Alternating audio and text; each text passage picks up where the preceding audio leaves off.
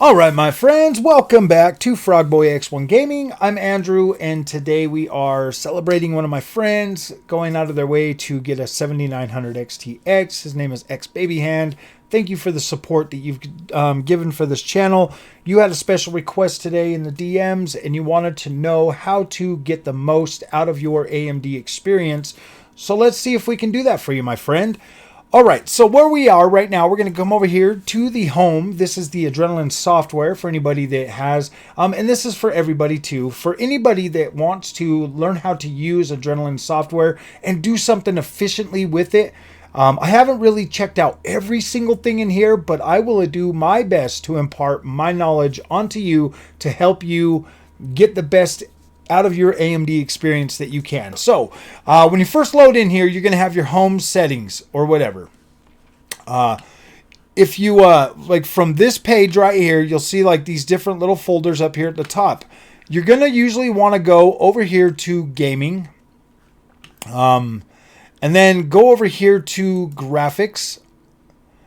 This is like your first one. There's a lot of stuff in here. This is going to help you figure out your HYPR-RX, all of that stuff, like your fluid motion frames. This is the most up-to-date Adrenalin software right now is this one right here.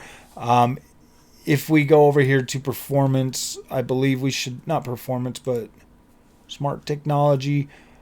Smart technology, just make sure you got this one right here, AMD Smart Access Memory done. I think it's, let me find it real quick. Okay, right here. You just go into like this settings thing right here. This will bring up all your like settings and stuff for your system, your audio, video, all of this kind of stuff. This is where you can check to find out where your updates are and everything like that. For the most part, like there are some settings in here that you can do, like right here, like you can factory reset, all of that kind of stuff. You shouldn't normally need to do any of that kind of stuff right there. Audio and video, this right here will just help you select, like if you want like the noise suppression, if you're recording videos, stuff like that. And then you can pick one of these right here. This is kind of like your TV thing. You can just automatically select which one of these you want to do. There is also a tutorials thing that you can watch if you need to do that. So from right here, we're going to go ahead and jump on over to the gaming tab.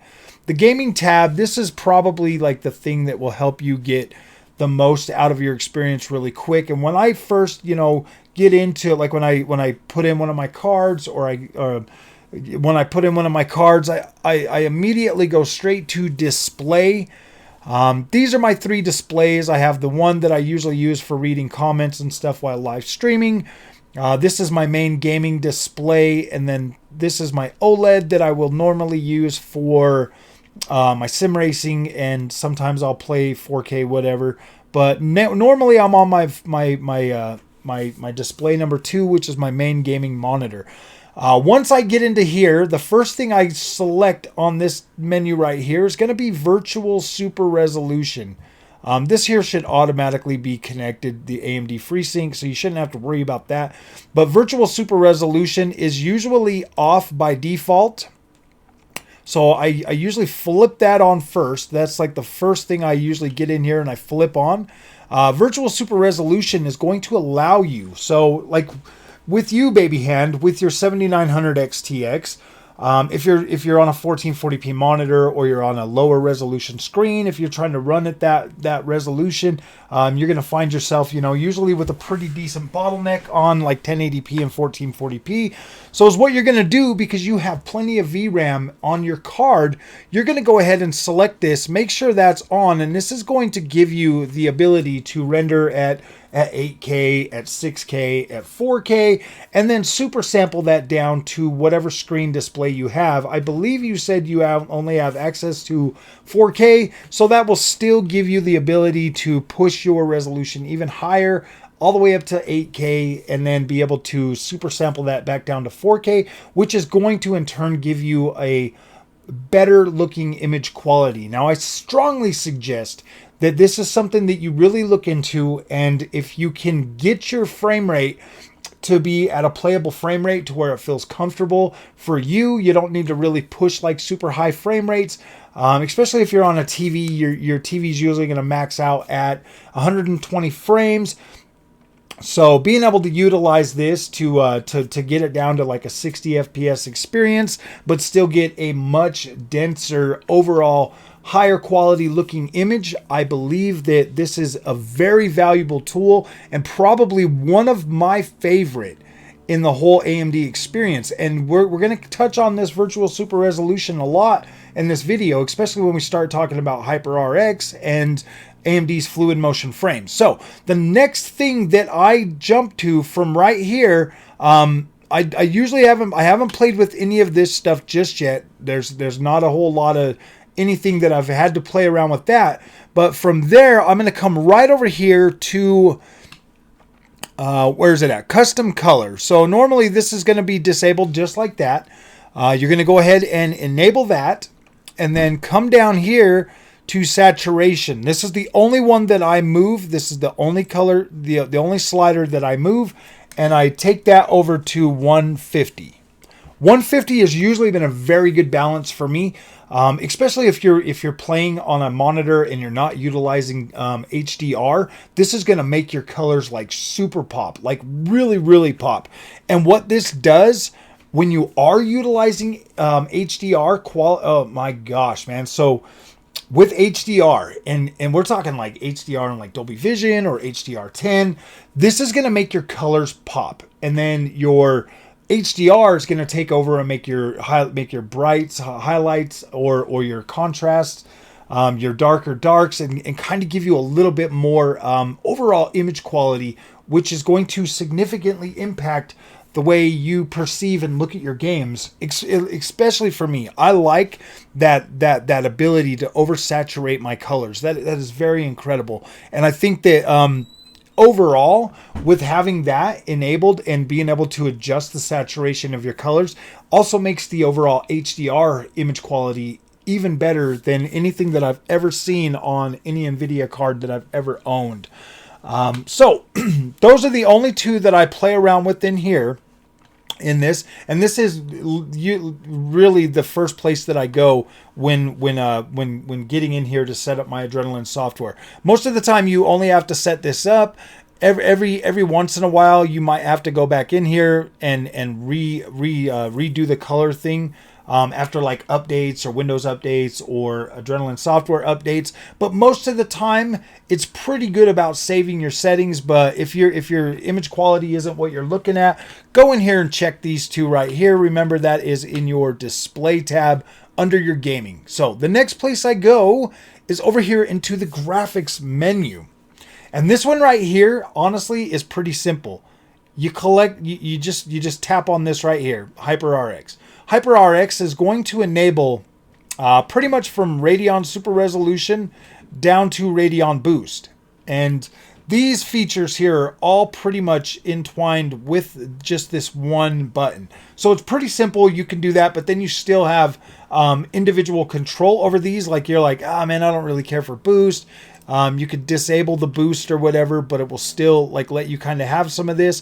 That'll kick you over to custom, but for the most part, you just click right back on HYPR-RX, and then all of these, when you load into a game, they will, if the game supports it, it'll be automatically done for you and everything else. And so another thing, I told you we were going to talk about this while we were talking about virtual super resolution, especially if you're on a 4K screen and you are, and you want that higher quality image, but you still want that overall frame rate. So with all DirectX 11 and 12 games, you have access to fluid motion frames. Now this can introduce a little bit of judder, like when you're turning the camera, especially when you're at like 60 frames per second. I usually shoot for about 70 usually seems to be okay. At 60 frames a second, if you're running in a straight line or moving, you're not doing a whole lot of janky side-to-side camera movement, you're usually going to be fine. But for the most part, if you're on a 120 FPS screen and you're running your games at say 8K and you're downsampling those to the 4K, having fluid motion frames enabled is going to boost your frame rate back up from 60. So you lock it at 60. I found that this has been like the best for me. Some games I actually just lock at about 70. If I can reasonably hit 75 or 70 plus frames, I'll usually, find the average of where it usually consistently hits, and then I will select that as my lock in game. Some games will let you lock it out. Some games just do like 30, 60, 90, 120, whatever. So I will find the best frame rate that I can lock that at, and then let fluid motion frames push my frames higher while still letting me retain and keep that higher image quality. And that's why I love virtual super resolution with fluid motion frames, because it really makes that overall image quality pop and still gives me that overall higher frame rate feeling of playing video games. Now, I will say that fluid motion frames 100% feels better with a controller. I don't necessarily like it as much on a keyboard and mouse.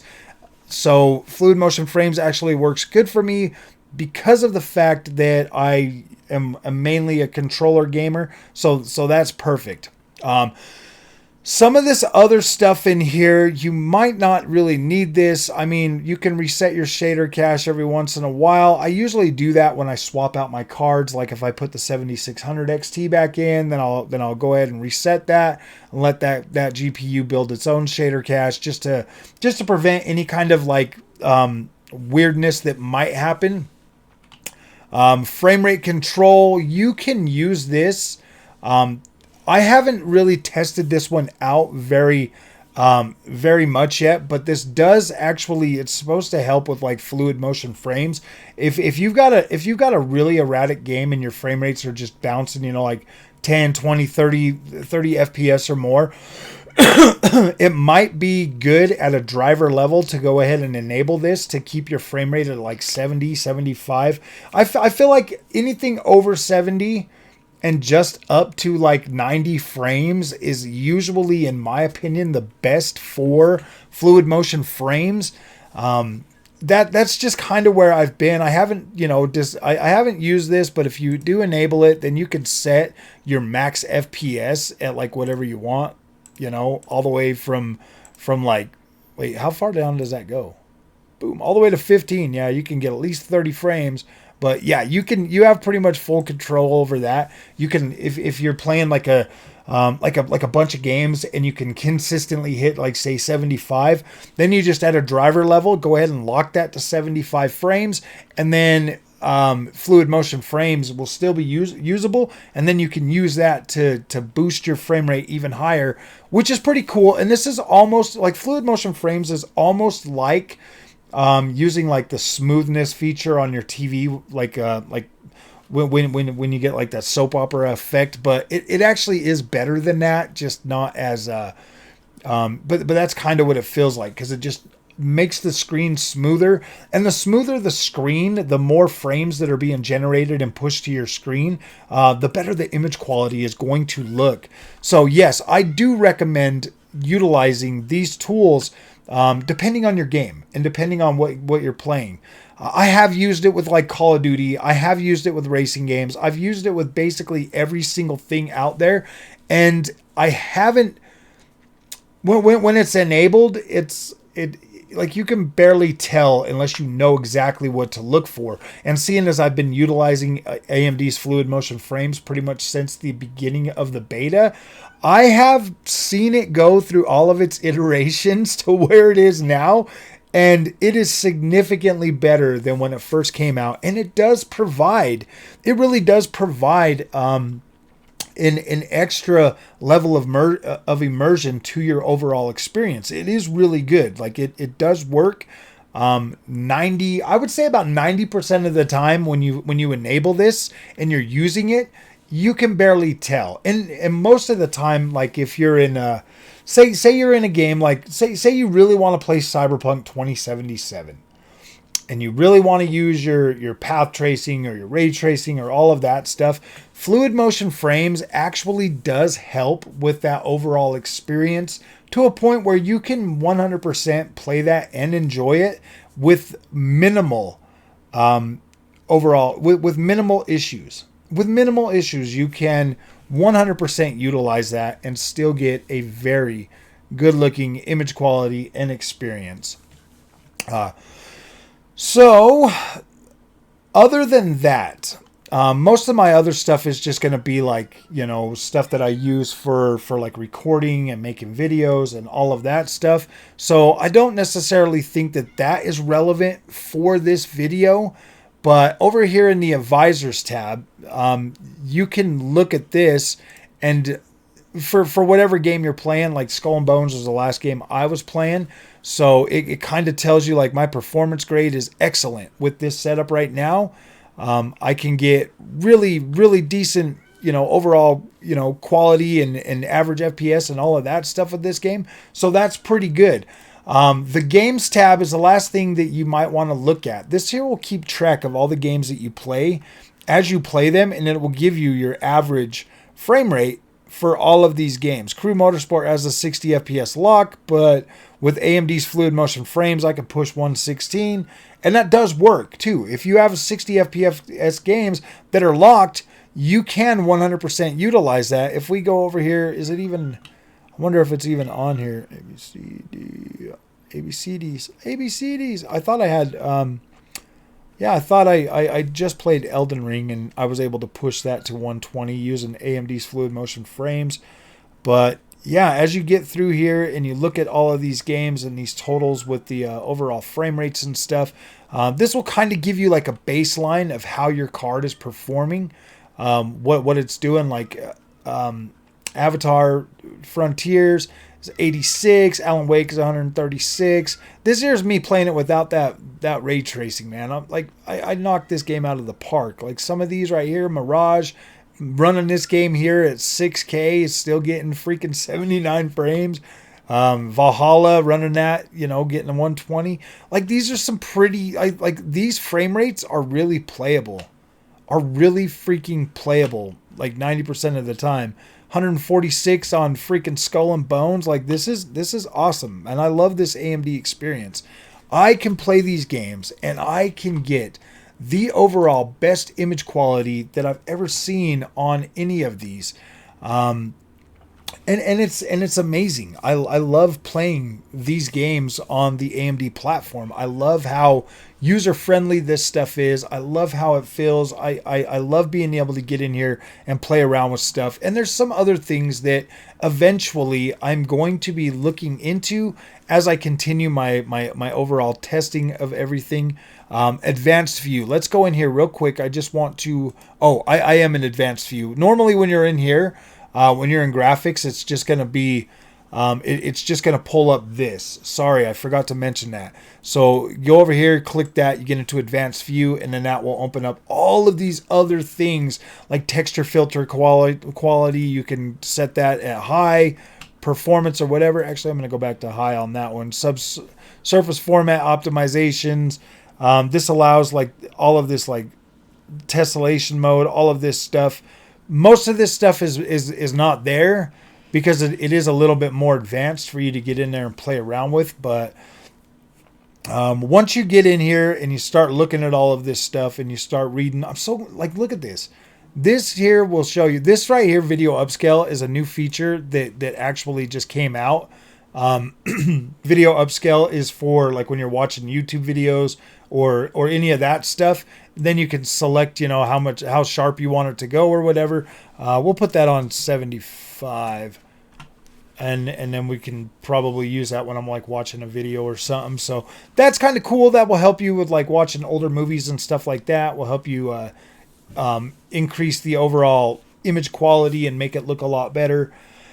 Video upscaling video. Yeah. So once you get in here and you get used to using some of this stuff, I found it a lot easier for me to be able to get in here, you know, just select HYPR-RX, you know, for right now. That turns on all of these things right here from your Radeon boost up, and then you can utilize that and start getting used to it. I like that virtual super resolution, and I love being able to deal with my saturation. So these are all really good. If you're having a game that's really struggling, you can use like Radeon Chill. I did play around with this for a little bit. This here will help you conserve power and heat and all of that stuff, and kind of lock your frame rates wherever you want to. If you turn this on, you won't be able to use fluid motion frames or any of that stuff.